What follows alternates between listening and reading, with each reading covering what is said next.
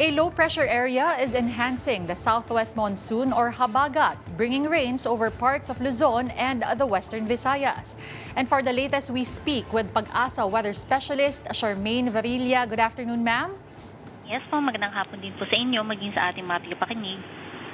Okay, Ma'am Charmaine, unang-una, no, how much rainfall are we actually expecting? At gaano din po ba kalakas yung ine-expect natin na hangin in the next coming days? Yes po, in terms po ng mga pag-ulan, pinakamatataas po dito sa may parte ng western section ng northern Luzon, including western section ng central Luzon, tsaka dito rin po sa may western section ng southern Luzon. Yung mga areas po na yan ay particularly dito sa may bahagi ng Pangasinan, kasama din po dyan ng Benguet at La Union, Zambales at Bataan for today. So magre-range po yan ng 100 to 200 millimeters. Samantala, 50 to 100 millimeters naman yung ine-expect natin dito sa Metro Manila sa may southern parts ng Ilocos Region at Cordillera, most parts ng Central Luzon at western section ng Calabarzon. And ine-expect po natin na magpapatuloy po yan sa mga susunod pa na araw. So, marami pong mga pag-ulan na asahan natin, kaya naman napakataas po ng tsansa ng mga pagbaha at pagguho ng lupa.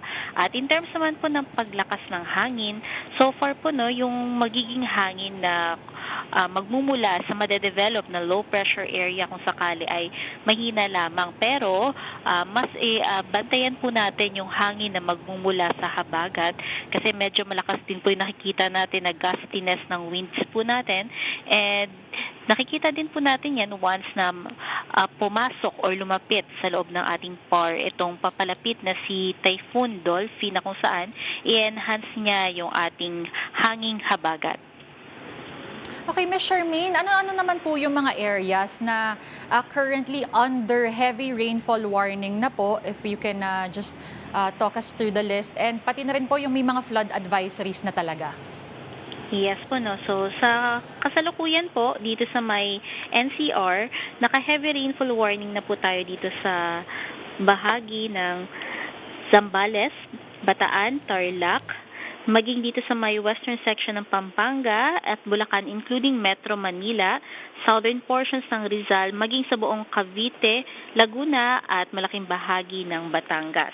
And in terms naman po ng mga flood warning, dun sa mga areas under the river basin ng Agno tsaka Pampanga River Basin po, ay mayroon na tayong nakataas na mga flood alerts po dahil ina-expect natin sa malaking bahagi nga ng western section northern Luzon kung saan nakalagay yung ating Agno River Basin, malalakas po yung mga pag-ulan na ina-expect po dyan.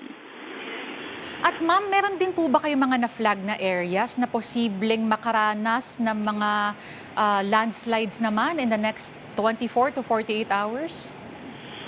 Yes po, no. So nakikita po natin mataas po ang chances ng landslide dito sa may bahagi ng northern Luzon.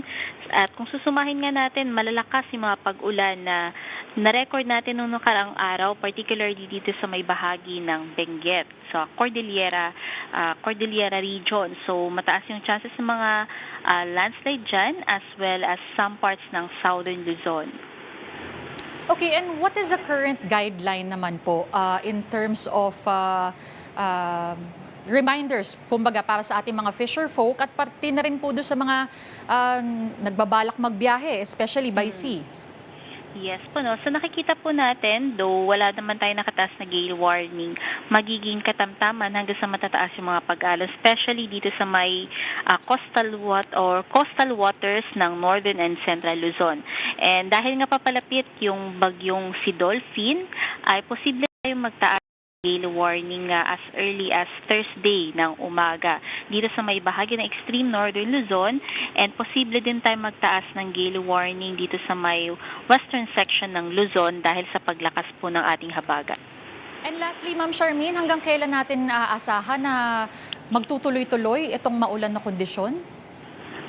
Dahil nga po sa pinagsamang epekto ng low pressure area na sa ngayon ay mataas na yung tsansa na maging isang ganap na bagyo plus yung paglakas pa ng ating hahanging habagat, inaasahan po natin na magtutuloy-tuloy po yung ganitong panahon, especially dito sa may Central Luzon and Western Section Northern Luzon at Southern Luzon throughout the week. So magiging maulan po talaga tayo, and by next week ay patuloy pa rin po yung mga pag-ulan sa areas po na yan, though hindi na magiging kasing lakas nitong mga nakaraang pag-ulan na naranasan natin, pero magiging makulimlim pa rin po at matataas ang chance ng mga pag-ulan.